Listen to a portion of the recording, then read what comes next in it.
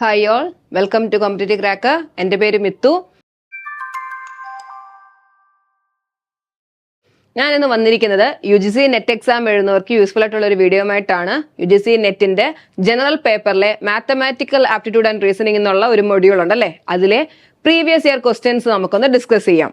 നമുക്ക് ഒരു എക്സാമിന് വന്ന 5 ക്വസ്റ്റ്യൻസ് ആണ്. ആ മാത്തമാറ്റിക്കൽ ആപ്റ്റിറ്റ്യൂഡ് ആൻഡ് റീസണിംഗിൽ 5 ക്വസ്റ്റ്യൻസ് ആണ് നമുക്ക് കിട്ടുന്നത് അല്ലെ. അതിലെ ഒരു എക്സാമിന്റെ 5 ക്വസ്റ്റ്യൻസ് ആണ് നമ്മൾ ഇന്ന് ഡിസ്കസ് ചെയ്യുന്നത്. First question, what number comes in the following sequence? ഏതായത് റീസണിംഗ് എന്നുള്ള ഏരിയയിലെ നമ്പർ സീരീസ് അല്ലെ, ആ ഒരു പാറ്റേൺ ക്വസ്റ്റ്യൻ ആണ്.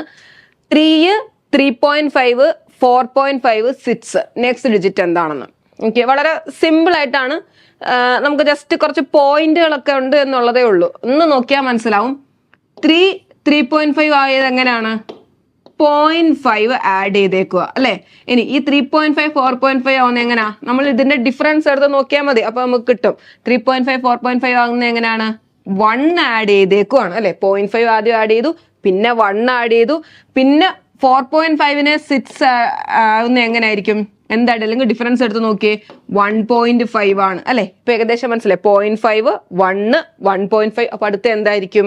2 ആഡ് ചെയ്യണം അല്ലെ. 6ന്റെ കൂടെ 2 ആഡ് ചെയ്താൽ ഓപ്ഷൻ സി 8 എന്ന് കിട്ടും. ക്ലിയർ അല്ലേ? നെക്സ്റ്റ് ക്വസ്റ്റ്യൻ, ഏജ് അല്ലെ. പ്രോബ്ലംസ് ഓൺ ഏജ് എന്ന് പറഞ്ഞൊരു ടോപ്പിക്കിൽ നിന്ന് ചോദ്യമാണ്. Shiva is 27 times as old as his granddaughter. However, 3 years later, he will be 14 times as old as his granddaughter. What is the present age of his granddaughter? Okay. Shiva is 27 times as old as his granddaughter. ഇപ്പൊ 2 പേരുണ്ട്. ഒന്ന് ശിവ് ഉണ്ട്, പിന്നെ ഒരു grand daughter ഉണ്ട്. അവര് തമ്മിൽ പറഞ്ഞേക്കുന്ന ഏതാണ്? Is 27 times as old as his grand. അതായത് പ്രസന്റ് ഏജ്. പ്രസന്റില് ഗ്രാൻഡ് ഡോട്ടറിന്റെ ഏജ് നമ്മൾ എക്സ് എന്ന് എടുത്താൽ നമുക്ക് ഒറ്റ വേരിയബിൾ എഴുതാൻ പറ്റും. നമുക്ക് വളരെ എളുപ്പത്തിൽ നമുക്ക് സോൾവ് ചെയ്യാം. ഗ്രാൻഡ് ഡോട്ടറിന്റെ വയസ്സ് എക്സ് എന്ന് നമ്മൾ അസ്യൂം ചെയ്താൽ ഷിവിന്റെ വയസ്സ് എന്തായിരിക്കും? 27 times as old as അല്ലെ, 27 ഇരട്ടി ആയിരിക്കും. ദാറ്റ് ഈസ് 27x അല്ലെ. ഗ്രാൻഡ് ഡോട്ടർ എക്സ് ആണെങ്കിൽ ഇത് 27x ആയിരിക്കും. ഓക്കെ, ഇനി എന്താ പറയുന്നത്? ഹൗവർ 3 years later, 3 വർഷത്തിന് ശേഷമുള്ള കാര്യം പറയാൻ പോവുക. അപ്പൊ നമുക്ക് ആദ്യം, നമുക്കിപ്പോ പ്രസന്റിലുള്ള വയസ്സ് അവരുടെ കിട്ടിയിട്ടുണ്ടല്ലോ, ഈ 3 വർഷത്തിന് ശേഷമുള്ള അവരുടെ വയസ്സ് നമുക്കൊന്ന് കണ്ടുപിടിക്കാം. ഓക്കെ, 3 years after അല്ലെ, 3 years later ഗ്രാൻഡ് ഡോട്ടറിന്റെ വയസ്സ് എന്തായിരിക്കും? എക്സിന്റെ കൂടെ 3ഉം കൂടെ കൂട്ടുക. ഇനി ഷിവിന്റെ വയസ്സ് എന്തായിരിക്കും? ഈ 27x ആണ് ഇപ്പോഴുള്ള വയസ്സ്, അതിന്റെ കൂടെ 3ഉം കൂടെ കൂട്ടി. ക്ലിയർ അല്ലേ? അങ്ങനെ 3 വർഷത്തിന് ശേഷമുള്ള അവരുടെ എക്സിലുള്ള വയസ്സ് നമുക്ക് കിട്ടി. ഇനി ക്വസ്റ്റ്യൻ എന്താ പറയുന്നത്? He will be 14 times as old as his granddaughter. അതായത് ശിവ എന്ന് പറയുന്നത് 14 times old as his granddaughter ആണ്. എപ്പോഴാ? 3 വർഷത്തിന് ശേഷം. ആ 3 വർഷത്തിന് ശേഷമുള്ള അവരുടെ വയസ്സ് ഇട്ട് കൊടുത്താൽ പോരായോ? ദാറ്റ് ഈസ് 27x plus 3 എന്ന് പറയുന്നത് എന്താണ്? 14 times 14 into ഗ്രാൻഡ് ഡോട്ടറിന്റെ 3 വർഷത്തിന് ശേഷമുള്ള വയസ്സ്, അതായത് x+3. ക്ലിയർ അല്ലേ? അപ്പൊ ഇത് സോൾവ് ചെയ്താൽ നമുക്ക് എക്സ് കിട്ടത്തില്ലേ? എക്സ് കിട്ടി കഴിഞ്ഞാൽ എന്താണോ ക്വസ്റ്റിന് ചോദിക്കുന്നത് അതിന് ആൻസർ കിട്ടും അല്ലെ. നോക്കിയേ, 27x plus 3 equal to 14 into x plus 14 into 3 അല്ലെ. 14x plus 14 into 3 എന്ത് വരും? 42. ഓക്കെ, ഇനി എക്സ് സോൾവ് ചെയ്താല് 27x minus 14x will be equal to, if 3 ഇപ്പുറത്ത് പോകുമ്പോൾ എന്താവും? മൈനസ് ആവും. 42 minus 3. സോൾവ് ചെയ്തേ. 27 minus 14 എത്ര വരും? 13. 13x will be equal to 42 minus 3, 39. That is x will be equal to 39 by 13. That is 3. അപ്പൊ എക്സിന്റെ വാല്യൂ 3 കിട്ടി. എന്താണ് ചോദ്യം എന്ന് നോക്കിയേ. What is the present age of his grand daughter? Present age of grand നമ്മൾ എക്സ് ആയിട്ട് തന്നെ അസ്യൂം ചെയ്തേക്കുന്നത്, അതുകൊണ്ട് 3 years. ക്വസ്റ്റ്യൻ എന്താണെന്ന് ക്ലിയർ ആയിരിക്കണം. ഇനിയിപ്പം ഷിവിന്റെയാണ് ചോദിക്കുന്നതെങ്കിൽ 27 into 3 ചെയ്ത് പറയണം അല്ലെ. ഓക്കെ, അപ്പൊ നമ്മുടെ ഇവിടെ ആൻസർ എന്ത് വരും? Option D, 3 years. ഗ്രാൻഡ് ഡോട്ടറിന്റെ ഏജ് ആണ് ചോദിച്ചേക്കുന്നത്. ക്ലിയർ അല്ലേ? Next question, in a certain coding scheme mango is written as KYLEM. In the same scheme, how will Gua be written? Okay, എന്തായത്? ലെറ്റർ കോഡിംഗ് ആണ് അല്ലെ. Coding ആണ്. അപ്പം ഇതിന് ചെയ്യാനുള്ള, അതായത് ഈ പറയുന്ന മാംഗോ എന്ന് പറഞ്ഞ ലെറ്ററിനെ എന്തായിട്ടാ കോഡ് ചെയ്തേക്കുന്നത്? X KYLEM അല്ലെ. അങ്ങനെയാണെങ്കിൽ ഗുവ എന്നുള്ള ലെറ്ററിനെ എങ്ങനെയാണ് കോഡ് ചെയ്തേക്കുന്നത് അല്ലെ. അപ്പൊ ഇങ്ങനെയുള്ള കേസിൽ ഏറ്റവും എളുപ്പമാർഗം ഒന്നീ നമുക്കത് ഇങ്ങനെ മനസ്സിൽ ഇങ്ങനെ ആലോചിക്കണമെങ്കിൽ അങ്ങനെ ആലോചിക്കാം. പക്ഷെ ഏറ്റവും എളുപ്പം ഏതാണ്? A തൊട്ട് Z വരെ അങ്ങ് എഴുതുക, എന്നിട്ട് നമ്മൾ നോക്കുക. ഓക്കെ, ഇൻ കേസ് ഇവിടെ ഒരു നമ്പർ കോഡിംഗ് ആണ് ചെയ്തെങ്കിൽ ആ നമ്പേഴ്സും കൂടെ എഴുതാൻ മറക്കരുത്. ഇപ്പൊ ഇവിടെ നമ്പേഴ്സ് നമുക്ക് ആവശ്യമില്ല, അതുകൊണ്ട് ലെറ്റേഴ്സ് അങ്ങ് എഴുതുക.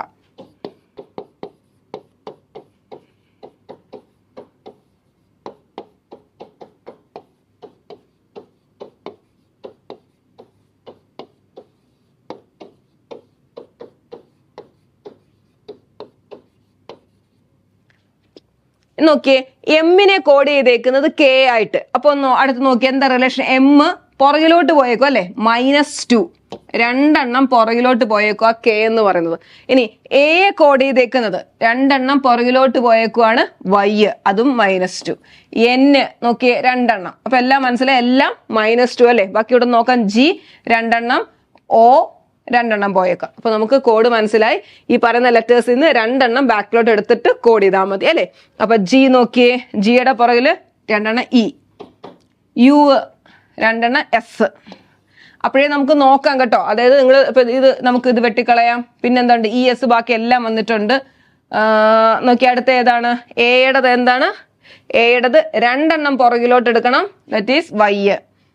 ഇതും Y ആണ്, ഇതും Y ആണ്. അങ്ങനെ വരുന്നതുകൊണ്ട് അതാ ആ ഓപ്ഷൻ അല്ലെ, D.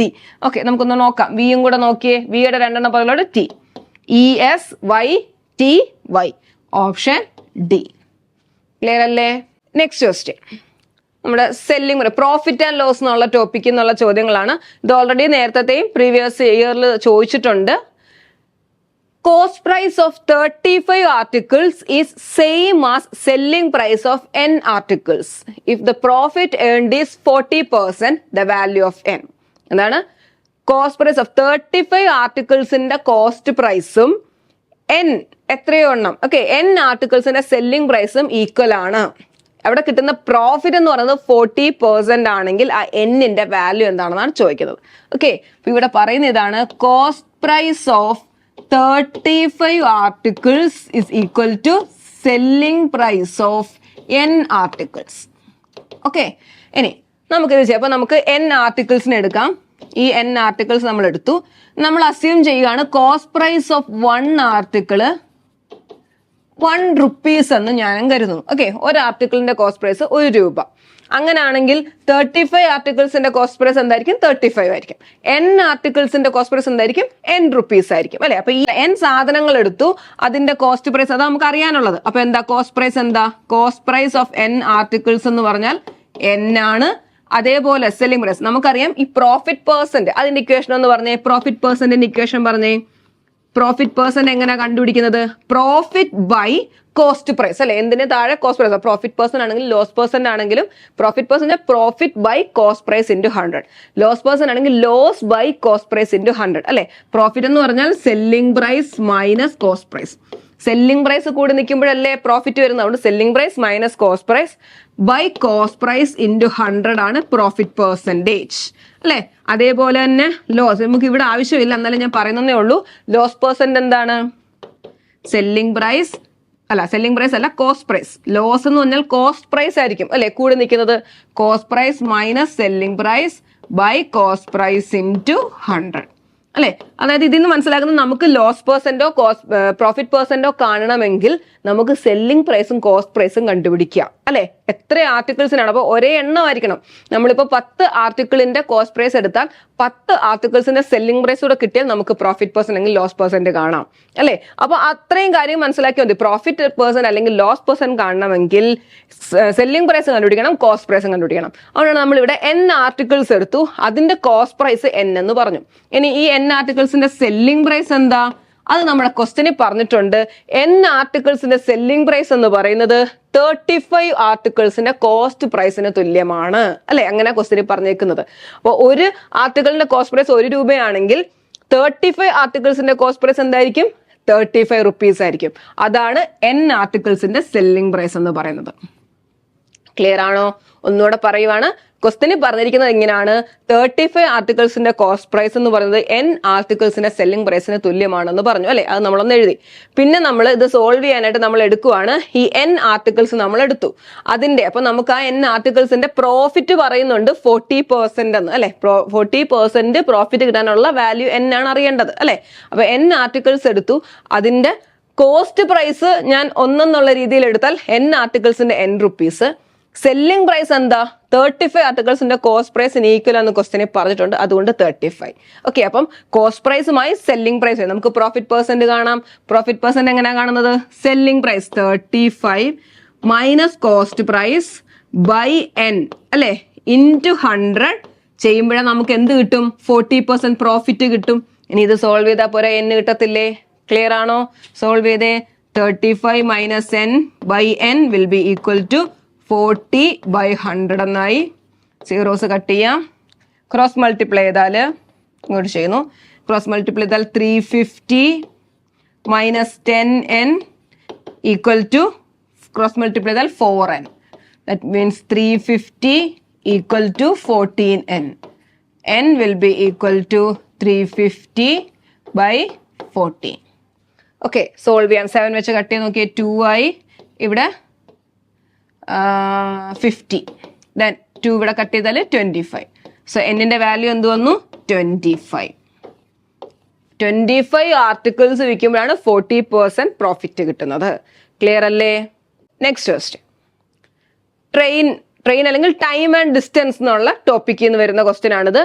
Train covers 2/3 of distance between two stations at some constant speed v1 in 1 hour. The remaining 1/3 part of the distance is covered by train moving with a different but constant speed in 45 minutes. What is the ratio of the speed v1 is to v2? Okay, time and distance ഉള്ളതാണ്. നമുക്ക് അതിന്റെ equations ഒക്കെ അറിയാം. സ്പീഡിന്റെ equation എന്താ? Speed, ഇവിടെ സ്പീഡിനെയാണ് ഈ v1 v2 എന്നൊക്കെ represent ചെയ്തേക്കുന്നത്. ഓക്കെ, സ്പീഡിന്റെ ഇക്വേഷൻ എന്താണ്? Distance by time.